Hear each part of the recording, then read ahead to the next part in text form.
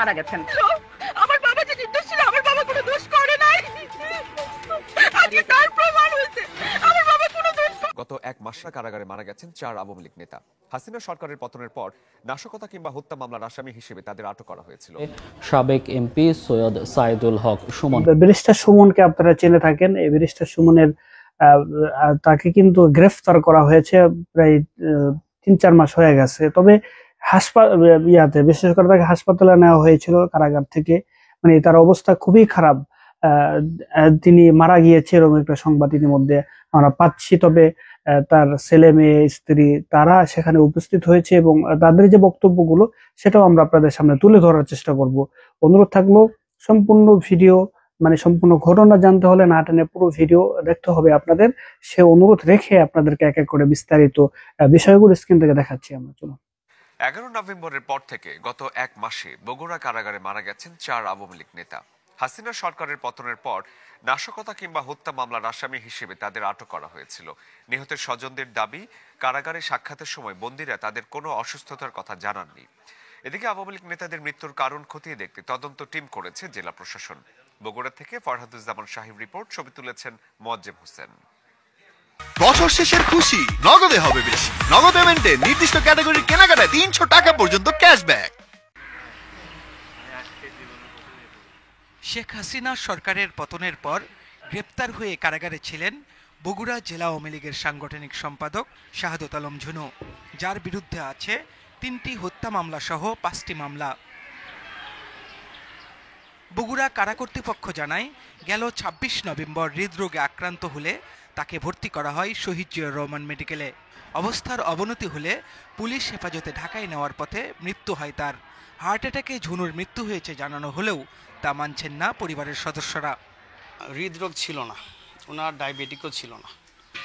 ওনার আসলে কোনো মানুষ যে কোনো নানাবিধ জটিলতায় ভোগে, স্বাস্থ্যহানিতে, মানে এরকম কোনো রোগ কিন্তু ওনার ছিল না। আমাদের কষ্ট লাগে যে ভাই উন্নত চিকিৎসা পেলে হয়তো আরো বাঁচত। এর 15 দিন আগে কারাগারে মারা যান বগুড়া পৌরসভার 15 নম্বর ওয়ার্ড আওয়ামী লীগের সাধারণ সম্পাদক শহীদুল ইসলাম রতন। আর 25 নভেম্বর মৃত্যু হয় শিবগঞ্জ উপজেলা আওয়ামী লীগের কোষাধ্যক্ষ আব্দুল লতিফ। সবশেষ 9 ডিসেম্বর মারা যান গাবতলী উপজেলা আওয়ামী লীগের নির্বাহী সদস্য আব্দুল মতিন মিঠু। কারাগারে এক মাসে 4 আওয়ামী লীগ নেতার মৃত্যুতে কারা কর্তৃপক্ষের অব্যবস্থাপনার অভিযোগ তুলেছেন স্থানীয় নাগরিক সমাজের কেউ কেউ। সেখানে চিকিৎসা নাই, সেখানে কেউ যদি গুরুতর অসুস্থ অবস্থায় পড়ে যায় তার জন্য বিপদ, তার জীবন বিপন্ন হওয়ারই শঙ্কা থাকে। কারাবন্দীদের চিকিৎসায় কোনো অবহেলা হয়নি বলে দাবি জিয়াউর রহমান মেডিকেল কর্তৃপক্ষের। কয়েদি হোক বা এমনি সাধারণ বা হাই প্রেশার রোগী আমাদের কাছে রোগী, আমরা কোনো রোগীর ব্যাপারে অবহেলা করি না। আমাদের রোগী আসলে আসামাত্র রোগীকে আমরা চিকিৎসা দিয়ে আমরা আমাদের হাইয়েস্ট চিকিৎসা দেওয়ার চেষ্টা করি। এছাড়া অব্যবস্থাপনায় বন্দি মৃত্যুর কথা নাকচ করেছে কারা কর্তৃপক্ষ। বিষয়টি খতিয়ে দেখতে সিভিল সার্জনের নেতৃত্বে তদন্ত কমিটি গঠন করেছে জেলা প্রশাসন। হার্ট অ্যাটাকে মারা গেছে এইটা আমি বলি না, আমি বলছি অনেকেই বিভিন্ন রকমের সমস্যা নিয়ে আছে। ওরা শুধু না, আরো অনেকেই আছে আমার এখানে। তাদের মৃত্যুর কারণ আসলে আমার এক্স্যাক্টলি জানা নাই, আমি ফিজিশিয়ান নই।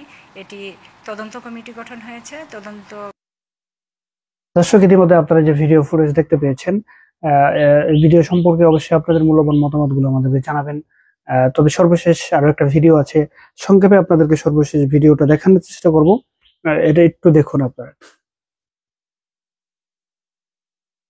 যারা আজকে এত বড় ক্ষতি করছে, বিটিভি জ্বালাই দিছে, এরা মেট্রো রেল জ্বালাই দিছে, এরা চান্স পাইলে পদ্মা সেতু ভেঙে দিত, শুধু চান্স পায় নাই। বঙ্গবন্ধু কন্যার কাছে ক্ষমতা বুট শুদ্ধ থাকলেও উনার কাছে ক্ষমতা নিরাপদ, আর এদের কাছে ক্ষমতা গেলে কি হবে এইটার নমুনা আপনারা অল্প দিনের মধ্যে, এই 2-3 দিনের মধ্যে দেখছেন। অধিকার ছাড়িয়া দিয়া অধিকার রাখিবার মতো বিড়ম্বনা আর নাই, এইটা রবীন্দ্রনাথের কথা ছিল। এইবার এই পরিস্থিতিতে প্রমাণিত হয়েছে যে অধিকার 18 সালে মাননীয় প্রধানমন্ত্রী ছেড়ে দিয়েছিলেন, যেটা গেজেট করে বাতিল করা হয়েছিল, আপনারা এই অধিকার কেউ কেউ ফিরাই আনতে গিয়া আজকে এত বড় একটা দুর্ঘটনার পতিত হইল। সবই ঠিকঠাক মতো হইল। আপনারা এই মঙ্গলবারে এই জায়গায় দাঁড়াইয়া বলছিলাম যে প্রধান বিচারপতির রায় পর্যন্ত একটু ওয়েট করেন।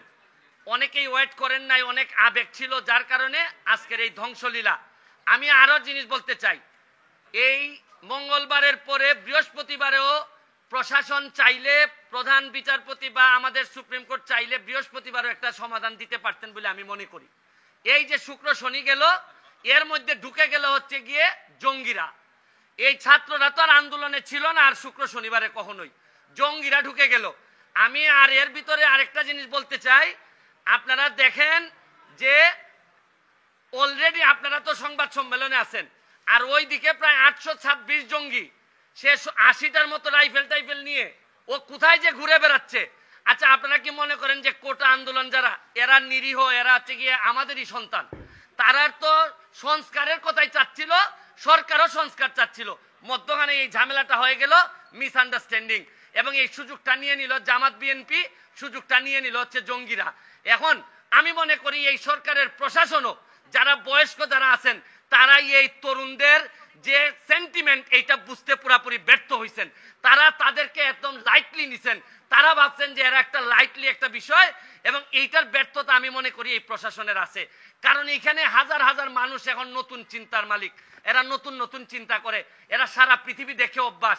আপনি জানেন যেখানে 18 সালে এরা পথে নামে আসছিল, এখন আবার যে ঘটনাটা ঘটলো, এইটা প্রশাসনও চাইলে আরো কন্ট্রোল করতে পারতেন। এবং আরেকটা ব্যর্থতা আছে, আমাদের যে এই সরকারের বিরুদ্ধে দেশি বিদেশি চক্র, এরা অ্যাক্টিভ, তারা চায় এই সরকারকে বিপদে ফেলতে। সরকারেরও বোঝা উচিত ছিল যে যে কোনো একটা আন্দোলন হোক না কেন, আজকে ছাত্র, কালকে অন্যদের আন্দোলন হোক, এইটার মধ্যে জঙ্গিরা এসে ঢুকবে, জামাত শিবির এসে ঢুকবে। এইখানে প্রশাসনও ব্যর্থ হয়েছে, এটা বলতে আমি অ্যাড্রেস করতে ব্যর্থ হয়েছে। আমি সরকারকে দাবি জানাবো, যত দ্রুত সম্ভব আমরা যে অর্ডার হয়েছে সুপ্রিম কোর্টের, এটা গেজেট আকারে প্রকাশ করে, কারণ সরকারের প্রতি বিশ্বস্ততা কমে গেছে ছাত্রদের। এইটারে বাড়ানোর জন্য আমাদের কোর্টের প্রতি বিশ্বস্ততা কমে গেছে, কারণ কোর্ট বলার পরও ছাত্ররা শুনে না, প্রধান বিচারপতি বলার পরও ছাত্ররা শুনে না। কারণ হচ্ছে গিয়ে আপনি যাই বলেন, বাস্তবতা হচ্ছে গিয়ে ছাত্রদের জন্য যে বিশ্বস্ততা থাকা দরকার ছিল প্রশাসন এবং বিচার বিভাগের, এই বিশ্বস্ততা নাই। আরেকটা জিনিস বলতে চাই, আকাশের যে জায়গায় মেঘ জমা হয়, আইসা বৃষ্টি পড়ে আদালতের উপর। আপনি বিভিন্ন সংসদের ঝামেলা, নীতি নির্ধারণের ঝামেলা, এগুলা সব কেন আইসা সুপ্রিম কোর্টের বৃষ্টিপাত হইতে হবে? এগুলা তো সুপ্রিম কোর্টের ঝামেলা ছিল না। সুপ্রিম কোর্টের ইমেজ ক্ষুণ্ণ করার জন্য এই ধরনের মেঘগুলা যথেষ্ট। পলিসি ডিসিশন যেখানে প্রধানমন্ত্রী 18 সালে শেষ করে দিচ্ছেন, এইটারে হাইকোর্টে নিয়ে আসা এইসব ঝামেলা, মানে মেঘ জমে অন্য জায়গায় আর বৃষ্টিপাত হয় হচ্ছে গিয়ে সব সুপ্রিম কোর্টে। আমি বিশ্বাস করি সুপ্রিম কোর্টের ইমেজ এতে ক্ষুণ্ণ হয়, পরবর্তীতে এইসব বিষয়ে যেন আরো সচেতন থাকেন সুপ্রিম কোর্ট, এবং প্রশাসনের জন্য সতর্ক থাকে, এবং দ্রুত আমি মনে করি গেজেটটা দিয়ে আমি বাচ্চাদের যারা আছে তাদেরকে বলবো, তোমরা বাড়ি ফিরে যাও, তোমরা যা চাইছিলা তার চেয়ে বেশি তোমরা পাইছো।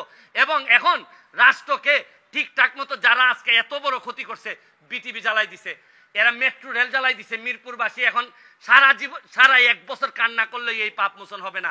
আর এরা চান্স পাইলে পদ্মা সেতু ভেঙে দিত, শুধু চান্স পায় নাই। এরা আসলে এইবার প্রমাণ হয়েছে এদের কাছে ক্ষমতা গেল। দর্শক, সর্বশেষ ভিডিও ইতিমধ্যে আপনারা দেখতে পেয়েছেন। আজকের যে ভিডিও এ পর্যন্তই ছিল। ভালো থাকবেন, অন্য কোনো ভিডিওতে দেখা হবে আপনাদের সাথে। আসসালামু আলাইকুম।